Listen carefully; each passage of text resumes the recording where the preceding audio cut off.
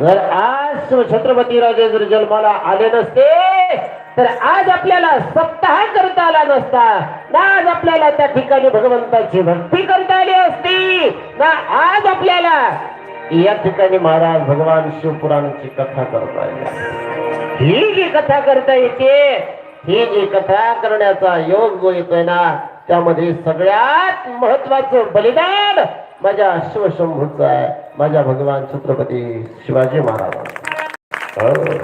त्या राजांच्या जयंतीमुळे आज भगवान परमात्मा सुद्धा प्रसन्न असला. आज देण्याकरता एक हात नाही, चतुर हाताने तो देण्याकरता उभा असेल महाराज. या या या या आज माझ्या शंभू राजाची काय आहे जयंती आहे. आज माझ्या छत्रपती शिवाजी महाराजांची जयंती आहे. आणि त्या जयंतीच्या दिवशी महाराज अरे शंभूराजे छत्रपती शिवाजी महाराज सुद्धा कोणाचा अवतार आहे? भगवान शिवाचाच अवतार आहे. अरे ज्या वेळेस भगवान छत्रपती शिवाजी महाराजांना या राज्याचं तोरण बांधायचं होतं ना, काय प्रथम पूजा जर कोणाची केली असेल तर ती कोणाची केली? रायरेश्वराची. रायरेश्वराचं त्या ठिकाणी पहिलं पूजन छत्रपती शिवाजी महाराजांनी केलं. आणि छत्रपती शिवाजी महाराज तोरणागड जिंकण्याकरता, आपल्या या स्वराज्याचं तोरण बांधण्याकरता रायरेश्वराचं त्या ठिकाणी पूजन करतात. भगवान शिवशंकराचं पूजन करतात. आई जगदंबेला त्या ठिकाणी महाराज हाड घालतात.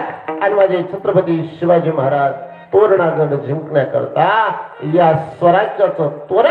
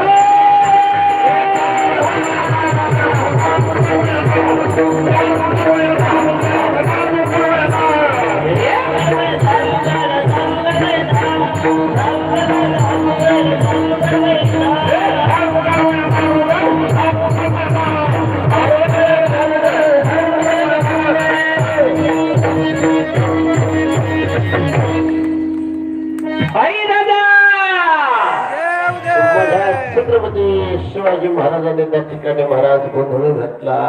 आई तुळजाभवानीची पूजा करू लागली. रायरेश्वराला त्या ठिकाणी पूजन केलेलं आहे.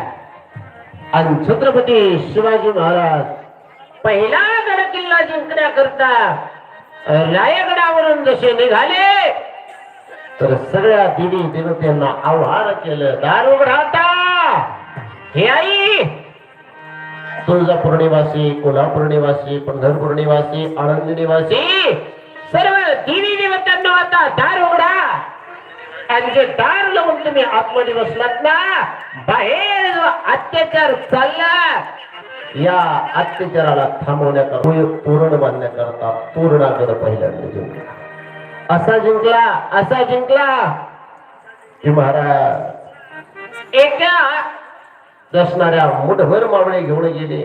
आणि मुठभर मावळे घेऊन तोरणागड जिंकण्याकरता छत्रपती शिवाजी महाराज सामोरे चालतात आणि संपूर्ण मावळे मागे मागे चालतात. संपूर्ण मावळ्यांना आधी प्रशिक्षण दिलेलं आहे.